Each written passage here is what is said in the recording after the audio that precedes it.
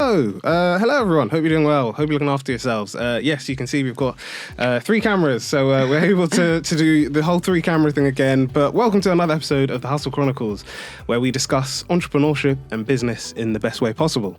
We look at amazing businesses who come on, whether they are just about to kick off their business, whether they're just a few months or years into it, or whether they're like full-fledged business owners. We're here to give you all the insight into the world of entrepreneurship so you can learn, develop and grow, but also you can see the honest truth about entrepreneurship and how it works. We've had amazing guest speakers on before. We've got another amazing guest speaker on today. As I always say, I don't want to introduce them because I will never do them justice. So instead, I'm going to hand over to our guest speaker for today, Caterina. Thank you for coming on. Could we know a bit more about you and what you do? Hi, Jeffrey. Yeah, absolutely. Thank you so much for having me. I'm very excited. The camera is on my good side. The setup is really cool. So it's a good day, definitely. But yeah, so for everyone, I'm Caterina. I am originally Italian, but I studied biochemistry here in London. And I'm also an entrepreneur because last year I started my own business. And since then, my entrepreneurship journey has been quite intense, as the whole business was a financial education app, and since then I've then met with Doshi, which is like another financial education app with which I currently work with. So it's been good so far. Yeah, very cool. We're gonna not wait. We're gonna jump straight into the questions because there are some really cool things that I think we need to point out. So. Based on our bio that's on your bio, that's on our website, you mentioned that you have a background in biochemistry. Now, it would be really interesting to see how your background in biochemistry has influenced your approach to entrepreneurship, particularly with Doshi.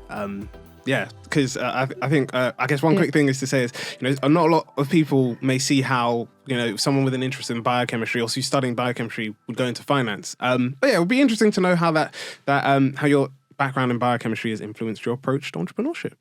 Yeah, this is maybe the number one question I get asked. So maybe the answer will be a bit rehearsed, but I kind of know what goes on. But yeah, so I think we take a step back. I applied to biochemistry in the first place because I just really love science, if that's a bit nerdy, but I really liked it in high school and I do find it incredibly beautiful. And I kind of wanted to be in academia or research or something along those lines when I first applied. Since then, I've had a few scarring lab experiences.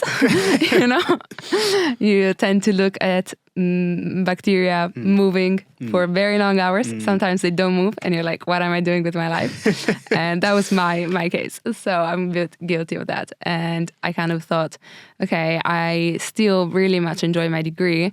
I started to look with the mindset of what are the skills that I actually get out of it. So I have like strong technical skills because of course there is a lot of maths and we do like some coding as well.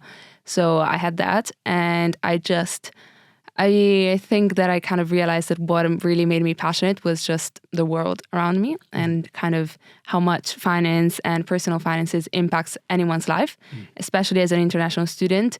I feel that it's very complicated here in the UK and don't get me started in Italy. That's like a whole different story. Very, very complicated.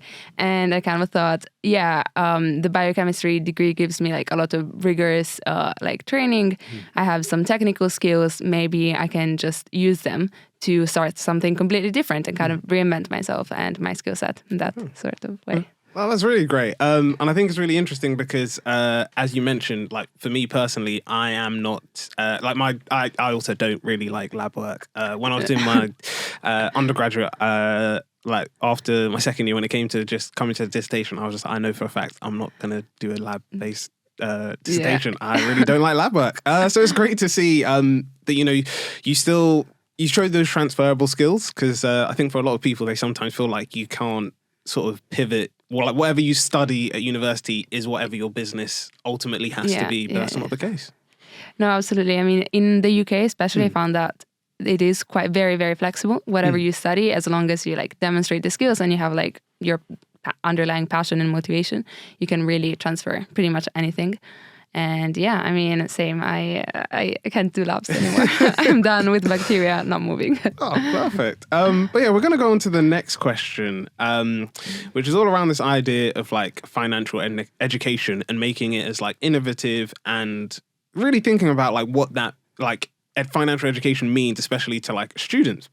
So could we know a bit more about your journey with Doshi, its mission, and why it's important to make financial education engaging and accessible for bank customers?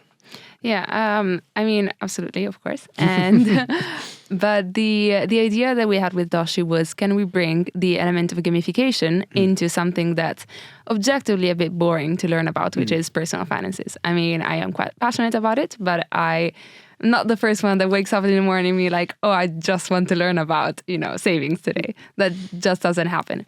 So with the idea of being a financial education app, the whole concept was, can we make it engaging? Can we make it rewarding for people so that they can actually, improve their lifestyle, but they're also motivated to do so. So the idea was, let's look into different aspects of gamification, like can we give points and rewards to people? And the idea, especially of rewards, was kind of crucial. Okay. So, we're not bribing people to to learn about money, but at the same time, if you give people rewards, like I'm giving you 10 points if you complete, a lesson today, and then I give you the opportunity to kind of spend those points, then people are incentivized. And when we gave access to Doshi to financial institutions, so credit unions, community banks, etc., and then they provide access to their own customers to our personalized lessons. So for the banks, it's like kind of a win-win. They have more educated consumers, and these consumers can make better financial decisions, which ultimately fuel in a very positive way the banking ecosystem. So yeah, I think the big hurdle to overcome was, can we make something that is inherently very boring not so boring anymore? Yeah. And I think it's really interesting you mentioned this whole idea about gamification because, as someone who's trying to like learn a new language, of course, that means I'm on Duolingo. Yeah. And I think... I have a 105-day streak on Duolingo. So and I think like you're saying there about like the whole gamification thing, that clearly shows like with Duolingo, that whole idea of like streaks, and you get, diamonds that you can customize your cat, your bird, you can make it personal. I listened to a gaming podcast and like shout out to them. It's called What Culture Gaming. But as you mentioned, they were talking about that, the whole idea of like gamifying gamifying like other things that you wouldn't tend to like see gamified before. So like you said, like languages, financial education, even there's, I forgot what it's called, but I think it's literally just called To Do. But there's an app on Google Store that I saw that literally, like you said, it's like a gamification for doing like stuff on your to-do list. That's really cool. So you get like XP. So if you say, I don't know, like your task today was to send off like 5 emails for your business, you can get XP. I've got it installed. I haven't really used it, but I don't know what like. So maybe it's not that. But I think it's an interesting concept because people do like having those incentives, being told, like, oh, you're doing really well, so we're going to reward you for like sticking with it.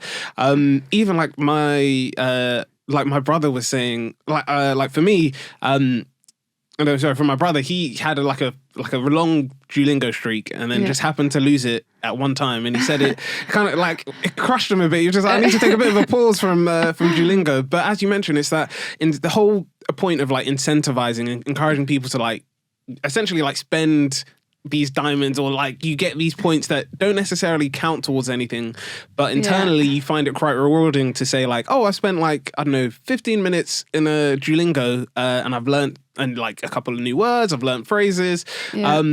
It does help you to build like a habit towards it. Yeah, and I mean, what you said is exactly kind of what we want to do. The whole idea of habit setting, it's at the core of our mission. And because when you learn about especially finance-related things, especially at our age, maybe. I mean, I can learn everything about retirement today, but I want to be retiring. Or maybe not so hopefully. But most likely, I want to be retiring for the next, 40 years. So by that time has passed, I will probably forgotten most of it. So the idea is, can we make it habit setting? So can we guide our users on a daily basis, on a weekly basis, and then hopefully for years on their financial education journey? And also, can we make it somewhat personalized? So you, Jeffrey, may have different financial ambitions than me, than a person down the street, than my mom, etc. And really depending on your age group, what your interests are, what your current financial situation is, we try to guide our users into that journey. Because otherwise, it doesn't really make sense. And it will be also, again, boring. So we try to move away from boring, want to be fun, rewarding, and a habit setting. Oh, that's really good. I have to ask though, do you have your own mascot? Duolingo's got their bird. Does Doshi have an animal? Is it something else? Do you have your own mascot? That's a really good. We don't. Unfortunately, we're more boring than that. No. But yeah, I would love to, because I love the Duolingo owl. Yeah. So that's really cool. It's even funny because I think on Instagram it's got its own so Duolingo has its own Instagram account for the app, but it's actually got I think the bird has its own Instagram. I'm obsessed with it. It's very, very funny. Yeah. So maybe after this conversation, I'll go back and be like, maybe we need something. Yeah, that's really cool.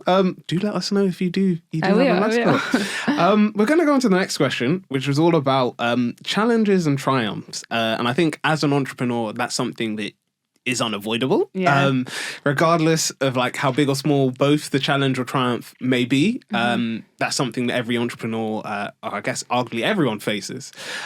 So we would like to know, this is I guess kind of like a two-parter. So I'll ask the first question and then we can go back. No, I'm just checking. It's still recording. So the first question is, what are some of the biggest challenges you've faced in integrating complex financial concepts into essentially educational, user-friendly modules? Yeah, so this is really core to what I do now with Doshi. And the main challenge was, can we move the users from learning to doing some actions? And that was really big problem, because how do we actually test if a user has gone through the journey? So rather than, yes, we can do some quizzes and some stuff like that, so we can test if they have the theoretical knowledge, but have we actually empowered them to take that further step? So that was quite a big challenge. And the idea that I had, which was at the core of my first, self startup, which then being incorporated with Doshi, was to create this how do I guides. And the concept of these guides is just kind of a video tutorial. Think about Instagram Reel, TikTok, where we actually show our users step by step, very easy, minimal editing, very approachable, on actually how to do stuff, how do I open actually a bank account. So we give our users all the documents that they need, because that's something that also it's a bit of a barrier. You start these super long processes and then they ask you this and they ask you that, and who knows where they are. So making that whole actually doing stuff to improve your own personal finances management way more approachable and way more easy. So yeah, that was a challenge, and I think now we are in the development of this How Do I Guide, and based on our conversations with our clients, they seem to be quite interested, because it seems to be able to bridge the gap between theory and action. So hopefully they will like it as well, users. I'm sure they will. And I guess, what have been some of your biggest triumphs, I think, with the app? What have you found has been your biggest triumphs with it? So I mean, I'll be honest, the biggest triumph for me was, I started my own thing in, I got the idea, I was I am going to do it in November 2022. And then in around July, I was contacted by the current Doshi team. So shout out to Hako and Dani. And I mean, that was a really big triumph for me, because it was just few months and I was by myself, and it was really big opportunity for me. So that was definitely, I think, personally, then egoistically a bit, that was my main triumph.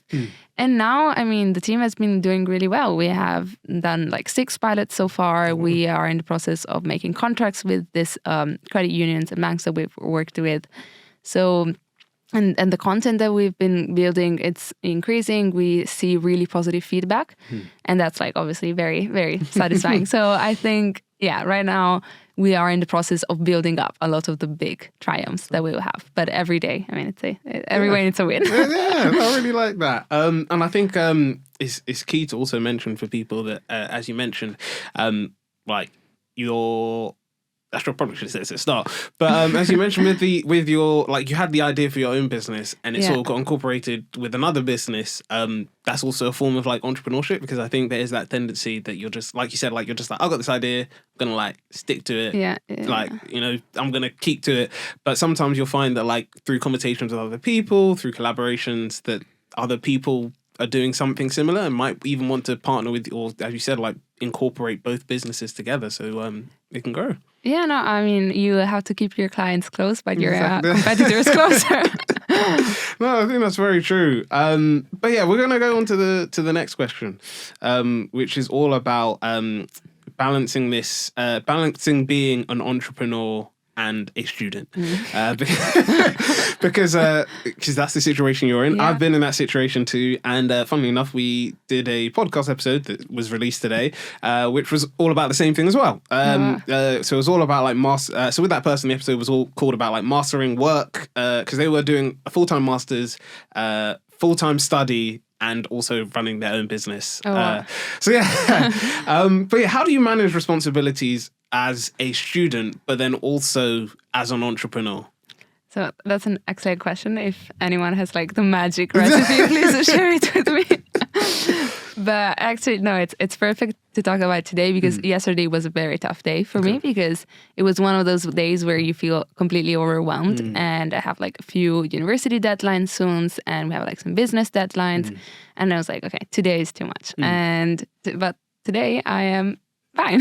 So I think what I've come to the conclusion of, it's really tough, and I can't say that I've learned how to perfectly manage. Definitely time management helps. That's a given. But at the end of the day, it's definitely surrounding yourself, I think, with people that really care about you, whether it is your friends, your personal relationships, etc. But honestly, shout out to my friends. They are amazing. But actually, they've been helping me so much with university. If I have like stupid questions, they will answer, and we support each other during exams. And I think having a good set of people that you can rely on, that really helps. Also, my family, it's really amazing. So definitely, my boyfriend, everyone. Like, I'm gonna mention everyone, because otherwise. But no, they are amazing people that do support me every single day. And if I'm having bad days, like yesterday, they will be there for me, and that's amazing. So to be honest, also something, I don't know if since you were in that situation, maybe something you can relate to is like being a bit too hard on yourself. That's something I'm definitely guilty of. And, you gotta, it's partly human, right? Sometimes it's hard, sometimes you're too hard on yourself, and you just have to take a deep breath and maybe do a bit of meditation. I don't know. No, I definitely agree. That's my take on it. Yeah, I think, as you mentioned, like there are those days when you feel that, or even like you said, like you've got maybe like university deadlines, but then you've also got like funding deadlines, and you're like applying for awards and applying, like doing your uni coursework.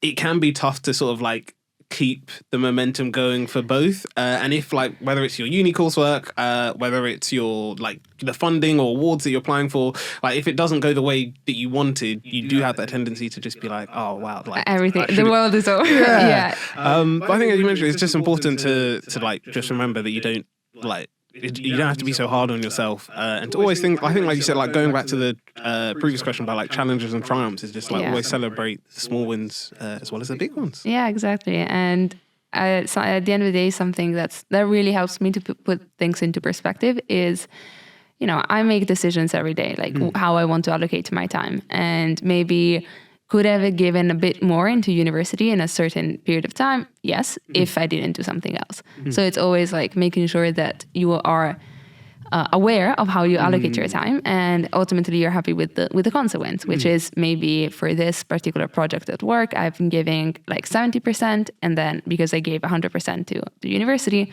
And likewise, sometimes in university it doesn't go so well because I have other priorities. So that's that's my I take. definitely agree. And I think one thing, thing to add about the balance is I think, kind of like you alluded before, you don't this is something I'm generally struggling with, but I'm trying to do is you don't have to work on your business every day. That's a bit hard. It is a hard one. It's something that lives in your mind rent free, Exactly. And I think I've forgotten the pod, it was an Instagram reel that was talking about it, but they were saying like there's that tendency, especially if you're a founder, you'll have the tendency to be like, or even if you're like a small team and everyone's like, you're the main person like working on the business, you'll just be like constantly thinking about like, okay, what can I do to grow it? How can I apply? Like you might, especially like with me, like I work part-time, but then there are times like on the bus or maybe like at work, I'll have like an inspiration of like something we could do for the podcast or maybe someone we should connect with. So I'll just be like, okay, cool. I need to just like write down and make a note. But yeah, I think one thing that I'm trying to do this year is have like at least a day is the plan. If not, spread it over a couple of days where it's just, okay, I'm gonna, like, I've done all the stuff I need to and pick up the mic. I'm gonna take a step back. I don't need to do everything today. Or even like speaking to the team and saying that, okay, everyone, just to let you know, like, I'm going to, like, today is my day off. Yeah, today's my day off. Which is perfect, like, honestly putting those healthy boundaries. Otherwise, you do go a bit crazy and burn out. Yes. So it's like the weekend, for me, it's working out.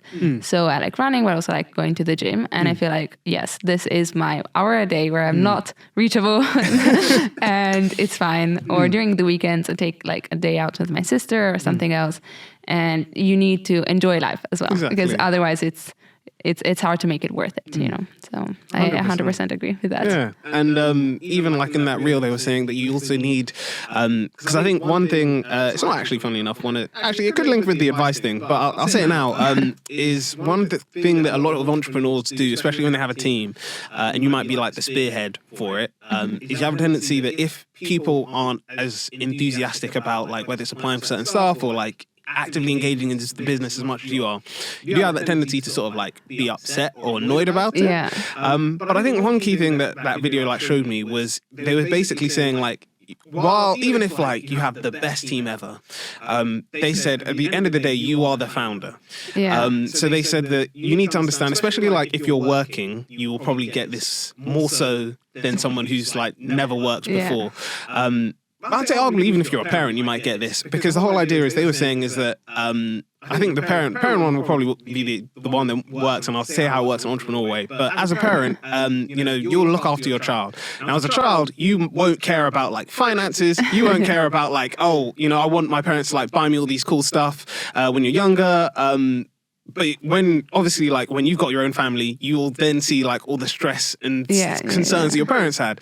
But they were saying it's the same with your team, that if you're working for like an organization, whether it's big or small, like you're as an employer or like as the head of the company, you will be probably more panicked about your business or more like passionate about it than your employees. Absolutely. And it's the same with like if you work at, I don't know, like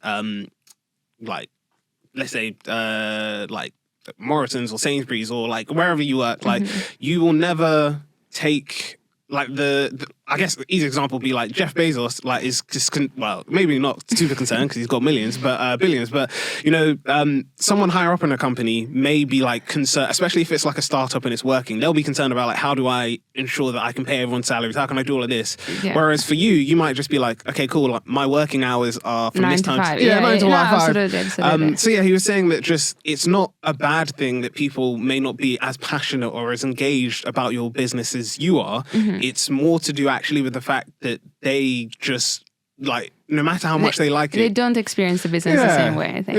I think I 100% agree with that. And I mean, sometimes you have to make executive decisions for yourself or your team and things like that.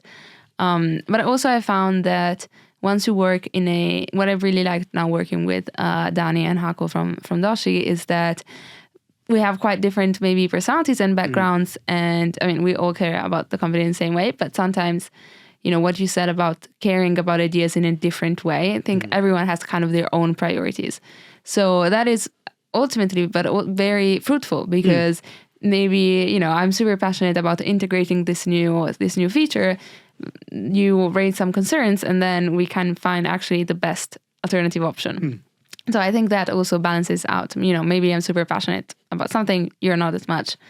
Let's figure out how we can make it work for everyone. Yeah, we've come to the next question, which I think for you probably is the most important question. Oh wow! Which is, what future developments or goals are you most excited about for Doshi, especially in terms of its impact on financial literacy? Yeah, so I mean that is an important question, definitely. We have, without spoiling too much, but we have a lot of cool, exciting things coming up on the app, whether it is the new design that's gonna launch soon with some clients that we have that I'm really excited about. It's gonna make new feel to the app. That's really exciting.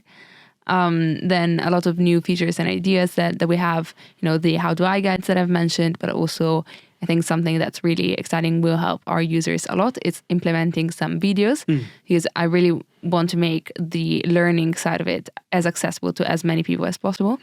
And right now it's like text. Learning styles have been studied quite a lot. And for some people, like reading helps so much and you really retain all the information.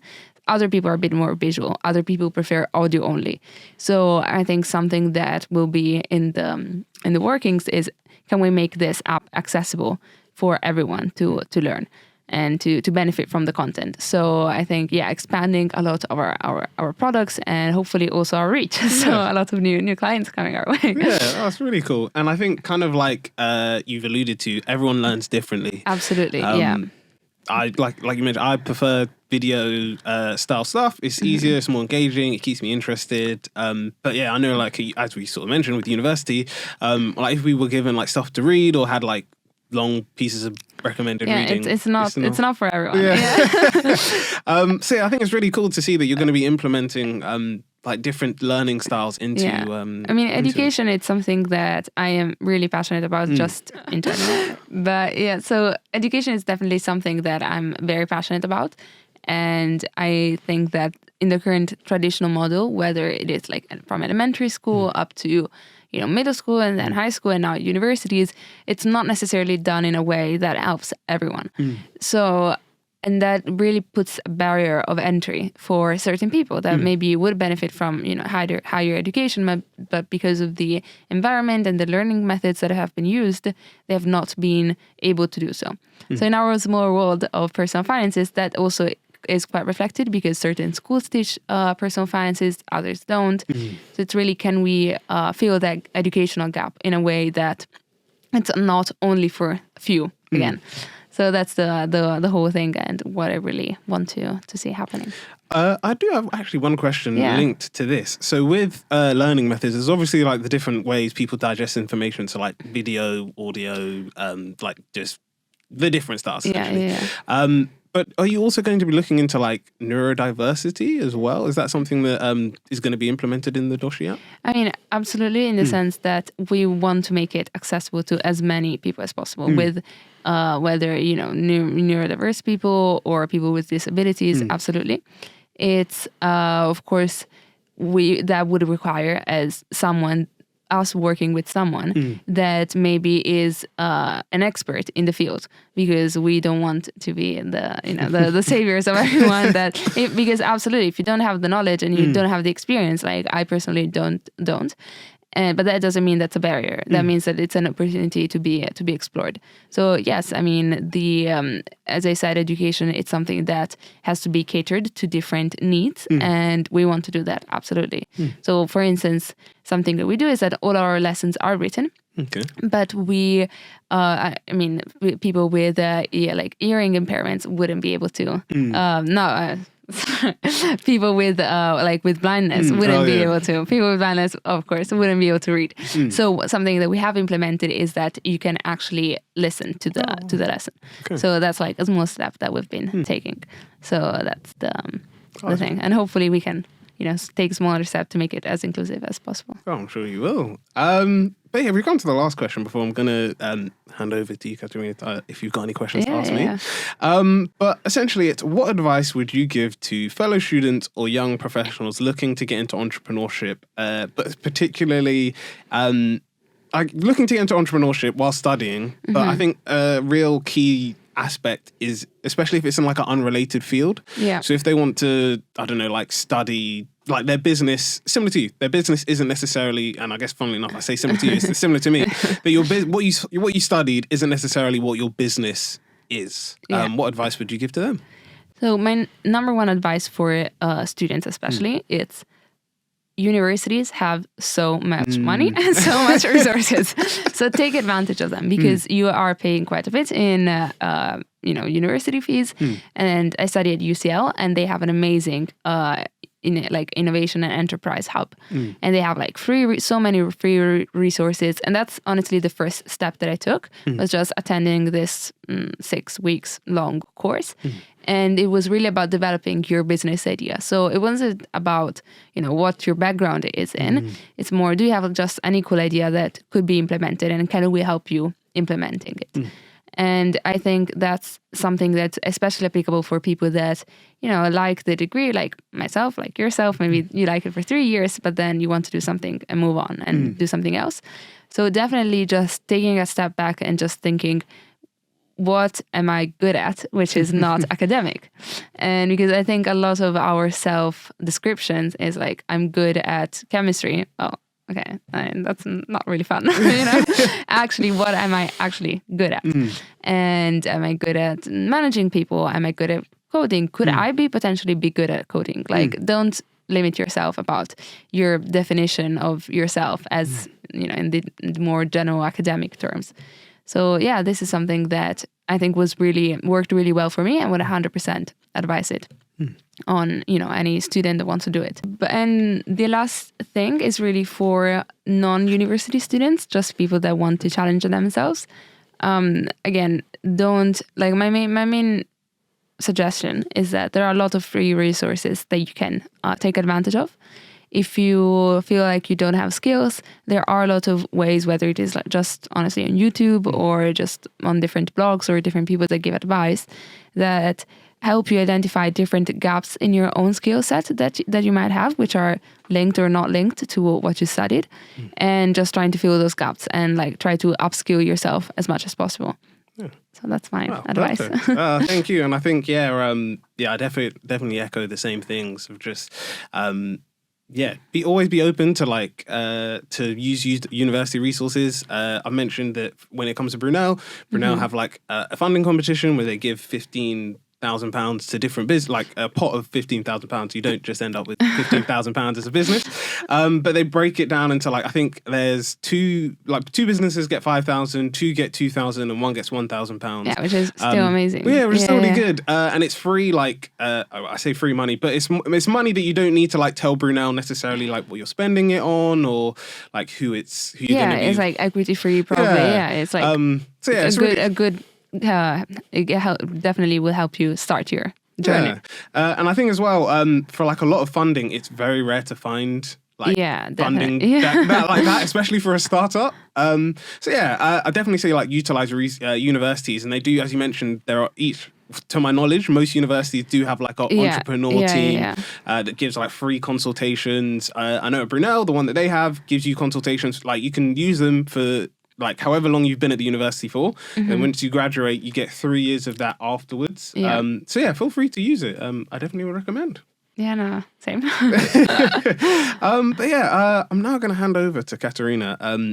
If you've got any questions you want to ask about business, anything at all, let me know, and I will try to answer it to the best of my ability. I was quite interested in learning about your personal journey as an entrepreneur, because maybe it's like quite similar that what you studied was not what you ended up doing. So I was really curious how the whole like podcast idea came and what maybe the next steps that you wanted to take. Okay.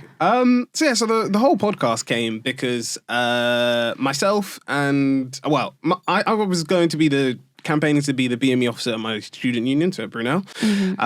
Essentially, I was speaking to loads of students, campaigning. This was in October 2021. October 2020, sorry. So, we were still in lockdown. You couldn't campaign in person. You couldn't, speak to students. You literally had to do everything online. So, for me, I literally was just like, okay, if I have to do it online, like I'm just going to message like group chats. My friends were helping me, like message people. And just a lot of the stuff that was in my manifesto was a lot of stuff that students like didn't know about. So as I mentioned, this Brunel funding competition that is, well, I don't know if by the time this episode's out, actually by the time this episode's out, it will be closed. But it's a yearly, that yearly competition that happens. Like a lot of students didn't know about that. They didn't know about like, you can find your own placements at university. They didn't even know that like the university will support you with like job hunting after you graduate. So yeah, there were a lot of things there were a lot of things that like as a student that I guess, you know, typically like everyone says like you have to like get involved to know about these things. But yeah, someone that like got involved, I knew about it. But if I hadn't done this stuff, for me it was like very similar. Like how I found out about. So I found about the UCL like innovation enterprise like branch like very randomly, just looking on the website. But so many like my friends don't know about it. It's I don't know why they gatekeep it. It should be definitely more advertised. I 100% agree. Because even like with the business, like speaking to the university about your business, like a lot of them, a lot of people that I was telling about like, oh, this is something that you know, you can do. They were saying, oh, I thought you had to go with like a fully fledged like business model and you had to think about like, you know, you had to have like already have investors and all of this stuff. And I was like, no, you can come with just an cool idea. Yeah, exactly. So I didn't get elected as the BME officer, but I just like, I spoke to my friends and I was like, we've spoken to a lot of people. They've had a lot of good discussions. I feel like, you know, to just leave it where it is feels wrong and it'll be good to like start to work on this stuff. So originally Pick Up the Mic just started as, the idea was to do like an online video, like Zoom series that people could join. They could like essentially hear like a live podcast. But we didn't think of it as a podcast at that time, but it was going to be like a live Zoom thing and then people could join and then it would be like a maybe every 2 weeks thing. And yeah, it just got to a point where we were in the lead up to it. We hadn't like necessarily, I've also seen my laptop's battery is low. I forgot to plug my laptop charger in. But yeah, we realized that like, we hadn't actually built up like not necessarily interest, but we just felt like everyone was kind of tired of Zoom meetings. I'm gonna quickly go ahead. We were kind of tired of Zoom meetings because at that time, I'm sure you would agree. Who isn't? every lecturer was online. You know, your societies were doing meetups online. It was you'd have the same issues as people would join and maybe have their camera turned on when they shouldn't. People would join and they'd have their mics muted or unmuted. Everyone would be like, could you turn your mics off? And it would be disturbing the whole lecture. So we were just like, okay, we're tired of Zoom meetings and we think our audience are probably tired of it as well. So we said, rather than like putting pressure on it, instead we prefer to like let if people are interested, they can join. If not, like we said, rather than doing it as like a video series, we want to do it as a podcast because we said that way it's a timeless resource. Anyone can like come and watch it whenever they want. We're not necessarily focused on like we need to have, I don't know, like 20 people in the room for it to be good. And we said as well, it's something that we can just sort of like gauge and see, like if we talk about these topics, are people interested in? So we jumped on a Zoom call. So me and two of my friends, we jumped on a Zoom call, recorded the first episode.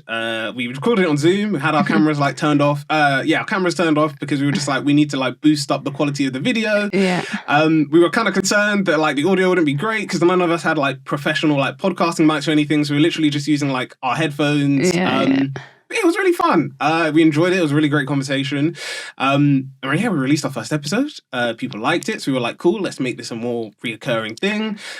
People liked our first season. One of the people that actually was like a part of the team when it started, my friend Samuel, he was just like to me, let's just go on YouTube. And we literally did our first episode. My co-founder Samuel was just like, let's try Zoom. Let's try doing like videos. Let's go on YouTube. None of us had like podcasting experience. None of us had ever done YouTube stuff before. So we were all just like very hesitant. We were just like, and I give props to him because like being on YouTube has worked immensely. But he was saying, if on YouTube people like your content, it will show. And if they don't, then they don't. So he was just like, let's just see. Let's do like one season on YouTube. And if it works really well, we'll keep it going. If it doesn't, we'll just be like, okay, no YouTube. Like, we're just going to be a audio podcast. So it worked really well. And then we started to diversify. We were like adding new sections and new parts to the podcast and like keeping it going that way. And then, now it literally like, I think maybe a year to the, maybe not to the date, but like before like our second birthday, we were just like, okay, rather than just being like a pod, because we had like we had a main podcast and then we had all these like other sections that we said were like additional stuff. Yeah. But instead we turned around and said, well, actually, we want to change how we do it. We want to say that we're a podcast network. So we've got all these different podcasts that we do. We look at all these different things. But yeah, we said each of these additional stuff were technically like podcast episodes in themselves. They still went through the same amount of like work our main podcast did. Yeah. So yeah, we did that. And yeah, it's been really fun. But yeah, if you told me like 2-3 years ago that I'd be doing like podcasting, I probably would have said no. But yeah, it's weird because now like I look back on it and I'm just like, I don't really know like what I'd be doing if it was in this. Yeah. But yeah, no. So yeah, it's been really fun. I've really enjoyed it. It's been we'll have our third like it'll be 3 years of Pick Up the Mic in March. Wow. So yeah, not too long. But yeah, but it's like quite big. Quite big milestone. Yeah. And it's funny because we still have it. So if anyone wants to see it, if you go to our first episode, it's on YouTube. So it's under the Student Guide podcast. And if you go on Spotify and type in like the Student Guide on, and then put like in brackets, Pick Up the Mic, you'll see it as well. Our first episode, like 4 minutes in, has a bit of a gap in the audio. And that was because when I was editing it, like I didn't zoom in enough. So I didn't see that like I'd cut. So where there was like a bit of a mistake, I cut it out, but then didn't move the audio to like fix it. But yeah, to me, I find it like super funny because I look back on it and I'm just like, I guess to see the growth has been really cool. Yeah. And even like we said as a team, like our first series was mainly just like friends or friends of friends that we were interviewing. Whereas now it's people that like we either don't know or like we've met on LinkedIn or maybe we've met at a couple events. So yeah, to see that growth has been really cool. That's amazing. Oh, thank you. Must have been really satisfying. Yeah. Yeah, it's weird to see like, I guess how it's grown because it like I think like with any business, you're just like, well, are people going to be interested? Are people going to like it? Do I have the time? Because when we started, I was doing so I did most of the editing and stuff because I was doing my undergraduate and my friends Samuel and Anushka were doing their masters. So I said, hey, look, like apart from my dissertation, like I've not got much going on. And again, like this was so like when we started to release episodes was around early 2021. So you could still like go out from time to time, but it wasn't like what it is, like what it was even in 2022. So for us, we were just like, oh well, actually, there's not really like a need for us to necessarily like. I told them like I'm happy to record and like edit stuff. But yeah, we look back on it and it's just like some of the stuff we were doing, like trying to figure out like, okay, how can the basics? Yeah, like around the episode of basics. And figuring out how we could, because obviously like with all our different schedules, we wanted all three of us to be there when we were interviewing like guests. So even trying to figure out like how we could like interview people that works around us. Obviously like now it just works because like I have the most time and access to spaces.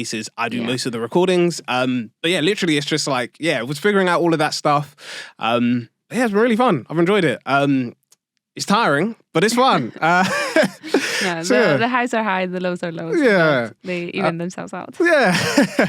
Do you have any other questions you want to ask or anything else you want to know about the business or maybe like in the next year, you're looking to do like what's the projection? Ooh. How do you want to? Yeah. Very good question. So there's a few things that we're working on. We definitely want to work with more like small businesses, especially. So we recently, literally a month ago, launched we said we were going to do like photography, videography, and interviews at other people's events. So, because we said that we know like whether you're a big business or a small business, you have a tendency like when you're organizing an event, you want to capture like all the cool stuff and all the fun stuff, but you're just running around like trying to make sure everything's working. You can't do that yourself. Absolutely. So we started off as like an ad hoc basis, like myself and like some people on the team were into anime, so we saw these like anime organizations were doing events, but they didn't necessarily have like a dedicated like videographer or photographer or like someone who could get content. Yeah. Or even if they were getting content, it was mainly like, okay, we're just going to get like photos and videos, but not capture like, oh, how did you actually find the event? Or why did you come here? So that they could then repurpose to like encourage people to come again. So yeah, we just did it as like an ad hoc thing. We were just like, okay, well, if we can make good videos based off like doing it for free, is this something that we could potentially monetize in the future? Yeah. So definitely do more of that. Just like collaborating with organizations, people who want that kind of content at their events captured. That's the one of the things. But yeah, there's another thing. I'm keeping it a surprise because I want to hopefully have it ready. No spoilers. Yeah, hopefully have it ready by March, either for our International Women's Day event or which most likely will be because just given on how the next couple of months are going to be, I probably won't have time to work on it now. But hopefully we're looking at something essentially so like we know that both personally as us as a team but also with like just the way the world is currently, that a lot of people, especially students, are struggling to find like opportunities, whether it's development opportunities or like jobs that they can like apply for and stuff. So we are looking into like some stuff we could do with that. I don't necessarily want to allude to what it could be because we're exploring different avenues and I want to just see which one would be best for what the work that we do. Yeah. But yeah, we're going to be doing something on that. So hopefully, fingers crossed by March. If not, then the second half of the year is like a more likely projection. Or at least maybe by the second half of the year it'll be more developed. Yeah. And then finally, just I guess like this I can say. We are looking to like hopefully produce podcasts or like help other people produce podcasts. So whether it's essentially like have podcasts either two sort of like works in two ways. So for organizations that want a podcast but they can't, whether they have the time but they don't have the space, or they have the space and the time but they don't have like the right host, to either give people that we know who are like interested in podcasting, or they host their own podcast but want to like do it professionally, like connecting those two people. Yeah. Or alternatively, like if people have podcasts and they want to like grow it, they want to like build it up, they want their channel to like they've been doing a podcast, maybe they stopped because they couldn't find a space to record in, or they video edit all that stuff themselves, so they're struggling to sort of like do that with like a full-time job. Offer them support. So we're contacting organizations to see if they would be interested in us creating podcasts, but we're also like looking to starting for the time being with like friends or friends of friends who are in the podcasting space, and seeing if they want to like pick up the mic. But yeah, eventually, hopefully, like growing as a network, essentially. So adding new podcasts to us and to like our not necessarily like their podcast would be on our channel per se. But if they're under our like overarching umbrella, then if they share, like we can share like clips of their podcasts on our social media channels and encourage our audience to check out their podcasts, and vice versa. But yeah, those are like the three big things that we're hopefully within the next year we're going to be like releasing and working on. Amazing. I'm really excited. Thank you. But yeah, I think this is because we're also very conscious of like the camera battery, so we don't want it to die. So yeah, this feels like a good place to call it an end. Thank you so much, Caterina, for coming on. Thank you so much for having me. No, it's been great to learn more about Doshi and your entrepreneurial journey. Thank you. If anyone in our audience wants to connect, they want to learn more about the app, they want to know maybe if they can even be a part of like the testing of it, what's the best way for them to get in touch with you? So you can definitely contact me on LinkedIn. Absolutely. It's Caterina Devenuto. You can find me there, or you can, if you want to check out Doshi, you can just go on our website, which is doshi.app. And you'll find us there. Cool, perfect. But yeah, thank you to you, our wonderful audience, for coming back for another episode. If you like this episode, a like, comment, and subscribe is always appreciated. If you want to make sure that you don't miss the next episode, please click the notification bell, whether that's of the Hustle Chronicles or any of the other podcasts on the Pick Up the Mic YouTube channel. If you are interested in receiving some cool merch and perk, you might not be able to see it because I know that like the way the camera's positioned is not the best, but as you can see, I have a Pick Up the Mic t-shirt on. We have started to explore merch. So if you want to make sure that you're one of the first people to get merch when we drop it, please do make sure that you subscribe to our Patreon page, because Patreon participants will be getting a reduced discount. But if you don't want to subscribe to our Patreon page, you can also check out our YouTube channel membership as well, which is linked. Both the links are down below. If you want to check out our other channels, so as I mentioned, we are a network of podcasts. So if you're looking for anything personal or professional development, entrepreneurship, living on campus, this is the channel for you. So the Pick Up the Mic channel is where you want to be. If you're looking to learn more about like anime, you want to know about your favorite anime trends and hear from cosplayers and people interested in that space, please check out our Senseis of Anime channel. If you're interested in learning about sci-fi, fantasy, like any sort of like lore or like the history of TV shows and films that you're interested in, please do check out The Two Maesters with Joshua and Morgan. And finally, if you're interested in learning a bit more about the world of gaming, you want to, you know, whether it's you want to get into gaming, you want to hear about why diversity and inclusion in gaming is important, please do check out Pick Up the Controller, our gaming channel. But yeah, that's it for today. We're gonna close the episode. We're gonna close the Chronicles today.